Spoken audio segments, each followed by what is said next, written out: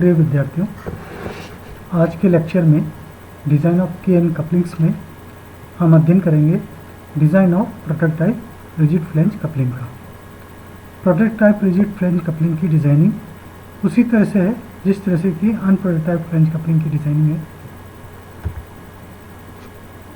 इस prototype rigid flange coupling में इतना ही फ़र्क है कि इसमें यहाँ पर टीपी और दिया हुआ है, मतलब फ्लेंज की जो थिकनेस है इस थिकनेस को टीपी और बढ़ा दिया, सर्कमफ्रेंशियल थिकनेस जो है इसको बढ़ाया जिससे कि ये जो नट बोल्ट है ये इसके अंदर कवर हो जाए और ये जो रिवॉल्विंग पार्ट है ये इससे कोई एक्सीडेंट नहीं हो, क्योंकि यदि कोई वर्कर इसके पास में काम कर रहा है और उसका लूज गारमेंट इस पर गिरता है तो उसमें लपेटने से एक्सीडेंट होने के चांसेस होते हैं। तो यदि कोई वर्कर काम कर रहा है और यदि कुछ लूज़ कपड़ा जो है, लूज़ क्लॉथ वगैरह यदि इस पर गिरता है तो वो इसमें उलझेगा नहीं बल्कि स्लिप होकर के साइड में आ जाएगा। तो इस तरह से ये प्रोटोटाइप रिजिड फ्लेंज कपलिंग है जिसमें कि एक टीपी थिकनेस का एक हमने फ्लेंज को थोड़ा आगे बढ़ा दिया और इसको कवर कर दिया है। तो यहाँ पर ये टीपी जो है वो पॉइंट शाफ्ट के डायमीटर का करीब 1/4 हम लेते हैं, 1/4 ये इसको आगे बढ़ा देंगे।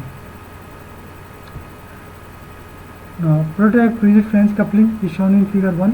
Here nut and bolts of the flange couplings are covered by the circumferential thickness TP, so that loose cloth of workers are not wrapped in revolving parts in order to avoid danger. Now take TP is equal to 0.25 D. Now design of prototype rigid flange coupling. अब इसमें सबसे पहले तो हमें hub को design करना है।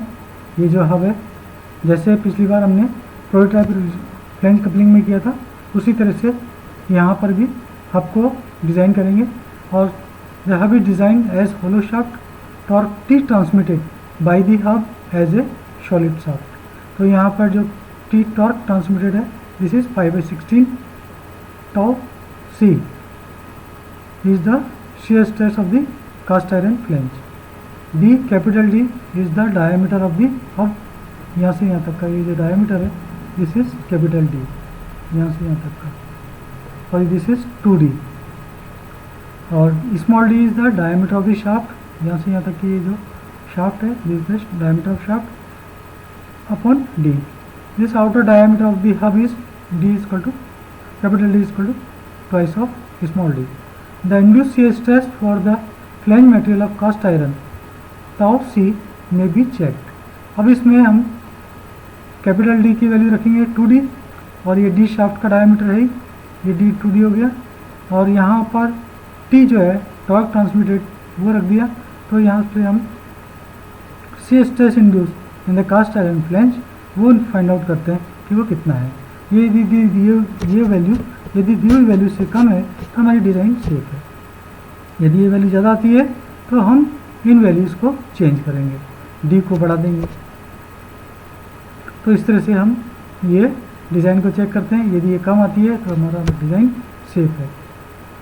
आपकी जो डिज़ाइनिंग कर रहे हैं वो हमारी सेफ है। Now the length of hub L is equal to 1.5 D। इसका जो शाफ्ट का डायमीटर है इसका करीब 1.5 टाइम्स होता है। यहाँ पर ये जो लेंथ ऑफ हब है यहाँ से लेकर यहाँ तक की this is 1.5 times of shaft diameter. Now second है डिज़ाइन फॉर की की डिज़ाइनिंग करने में हम उसी तरह करेंगे जैसे हमने पहले की डिज़ाइनिंग करी है। उसमें सबसे पहले तो हम विड्थ निकालते हैं, width is equal to D/4 और थिकनेस जो है वो D/6 है। तो इसमें दोनों की वैल्यू जो विड्थ की जो विड्थ है वो W है और थिकनेस जो है लेंथ जो है वो L है। तो विड्थ इंटू लेंथ तो एरिया हो गया W इंटू L। और यहाँ पर शेयर फोर्स जो लग रहा है वो टाउ की जो कि shear strength of the key material है उससे मल्टीप्लाई कर देंगे इस एरिया को। तो टोटल शेयर स्ट्रेस जो है टाउ के उससे एरिया जो है कौन सा W इंटू एल, इसको मल्टीप्लाई करेंगे तो वो हमारे पास शियर स्ट्रेंथ आ जाएगी। उस शियर स्ट्रेंथ को परपेंडिकुलर डिस्टेंस d/2 से मल्टीप्लाई करेंगे तो ये हमारे पास टॉर्क आ जाएगा। तो इस तरह से हमारे पास ये दो इक्वेशन आ जाती हैं। एक t = π/16 शाफ्ट का शियर स्ट्रेस जैसे टाउ शाफ्ट है इंटू d³ शाफ्ट का डायमीटर का 3 टाइम्स, तो इन दोनों को इक्वेट कर देंगे तो इससे हम ये w निकाल देंगे। इसी तरह यहाँ पर t फाइंड आउट करते हैं। t के लिए जो एरिया होगा कंप्रेसिव स्ट्रेस लेंगे, यहाँ पे एरिया होगा t/2 थिकनेस, यहाँ से यहाँ तक की ये थिकनेस और इंटू एल, तो t/2 इंटू एल, तो ये एरिया हो गया। और यहाँ पर कंप्रेसिव फोर्स यदि सिग्मा सी लग रहा है, सिग्मा सी यदि कंप्रेसिव स्ट्रेस है तो वो उससे मल्टीप्लाई कर देंगे तो टोटल ये शियर स्ट्रेंथ हो गई t/2 into L into sigma C, और ये परपेंडिकुलर डिस्टेंस d/2 से मल्टीप्लाई कर देंगे तो यहाँ पर ये टॉर्क आ जाएगा। और इस टॉर्क को π/16 stress of the shaft into d³ इससे मल्टीप्लाई, तो इससे इक्वेट कर देंगे तो हमके पास ये जो t की वैल्यू, थिकनेस की वैल्यू आ जाती है। तो ये दो रिलेशन आ जाते हैं, इनसे हम w और t निकाल लेते हैं। तो इसमें हम इन वैल्यूज़ में रख करके हम शीयरिंग और क्रशिंग चेक कर सकते हैं, इन इक्वेशंस में रख करके। और यहाँ पर लेंथ ऑफ की equal to length of this L equal to 1.5 d। Now design for flange, flange की डिजाइनिंग के लिए the flange at the junction of hub at thickness TF is under shear. यहाँ पर the flange at the junction of hub at thickness TF, ये यहाँ से यहाँ तक का जो ये TF थिकनेस है, तो यहाँ पर टॉर्क ट्रांसमिटेड है सर्कम्फ्रेंस ऑफ द हब, इस हब की सर्कम्फ्रेंस। यहाँ पर ये सर्कम्फ्रेंस कितना है, दिस इज, ये यदि d है यहाँ से यहाँ तक तो ये πd हो गया, और πd इंटू TF ये वाला, तो ये πd इंटू TF, तो ये एरिया हो गया सिलेंड्रिकल एरिया यहाँ तक, into tau C shear stress of the cast iron flange into perpendicular distance d/2, यहाँ से लेकर यहाँ तक का ये डिस्टेंस d/2, तो ये टॉर्क आ गया। इस तरह से ये t = πd² into TF into tau C upon 2। Now here TF flange की जो थिकनेस है वो शाफ्ट के डायमीटर का आधा है 0.5 d। Thus induce shear stress in the cast iron flange tau C में भी चेक। तो इस तरह से हम टाउ सी चेक कर लेंगे कि ये सही है या नहीं है, डिज़ाइनिंग जो हम कर रहे हैं वो ठीक है या नहीं। Now design for bolts, bolts की डिज़ाइनिंग के लिए the bolts connected to the flange are subjected to shear stress at the transmission of the torque और रोटेशन ऑफ द फ्लेंज। मतलब यहाँ पर ये जो बोल्ट है ये जब शाफ्ट रोटेट करती है तो ये फ्लेंज भी रोटेट करेगा। फ्लेंज के रोटेट करने से क्या होगा कि यहाँ पर ये जो बोल्ट है इस पर यहाँ पर ये शियर फोर्स लगेगा, तो शियर फोर्स लगेगा तो यहाँ पर ये शियर स्ट्रेस डेवलप होगा। तो ये जो शियर स्ट्रेस डेवलप हुआ तो now the flange are subjected to shear stress at the transmission of the torque और rotation of the flange. The number of bolts M depends upon the diameter of the shaft. अब इसमें number of bolts कितने लगते हैं वो इसके shaft के diameter पर डिपेंड करता है कि शाफ्ट का डायमीटर कितना है। जितने ज़्यादा डायमीटर होगा उतने ज़्यादा नंबर ऑफ बोल्ट्स हो जाएंगे। The pitch circle diameter of the bolt d1 = 3d। यहाँ पर जो पिच सर्किल डायमीटर है यहाँ से लेकर यहाँ तक का ये है 3d, शाफ्ट के डायमीटर का 3 time. Load on each bolt, प्रत्येक बोल्ट पर जो लोड लग रहा है वो कितना है πd1²/4 इंटू TB। यहाँ पर ये जो बोल्ट है इस एरिया पर, यहाँ ये इस डायमीटर d1 पे जो लोड लगेगा वो होगा πd1, ये cross section area πd1²/4 into shear stress of the bolt material that is tau b।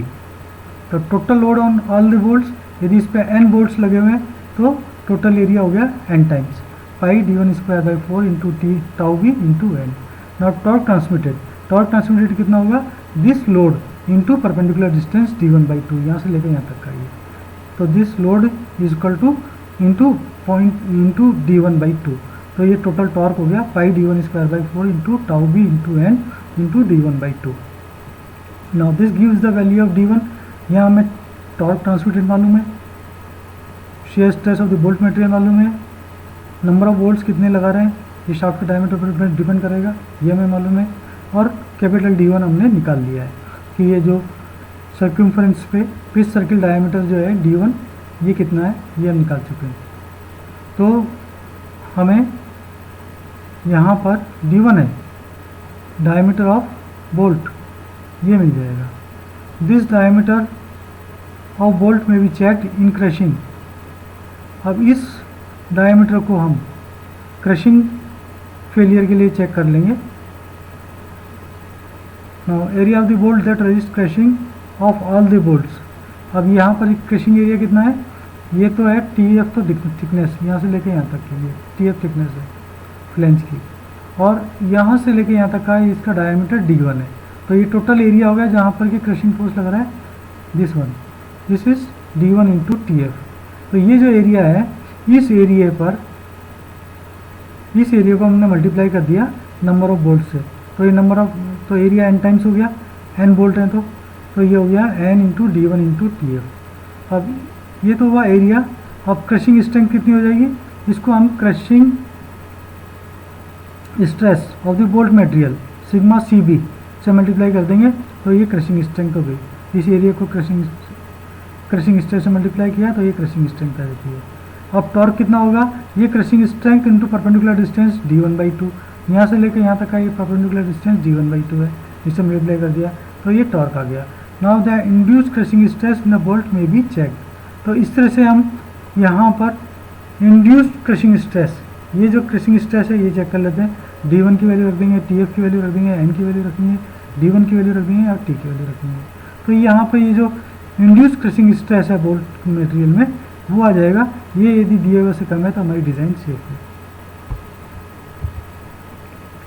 ना अदर प्रोपोर्शंस हैं, इसमें outer diameter of the flange D2, यहाँ से लेके यहाँ तक का ये आउटर डायमीटर है D2, ये है करीब 4 टाइम्स ऑफ डायमीटर, शाफ्ट का डायमीटर का 4 गुना होता है। Now thickness of protective circumferential flange, यहाँ से लेके यहाँ तक का ये थिकनेस है, दिस इज शाफ्ट के डायमीटर का 1/4 होगा, दिस इज 0.25D। इसमें रेफरेंसेज हैं, ये text book of machine design by RS Kurmi and JK Gupta. Thank you.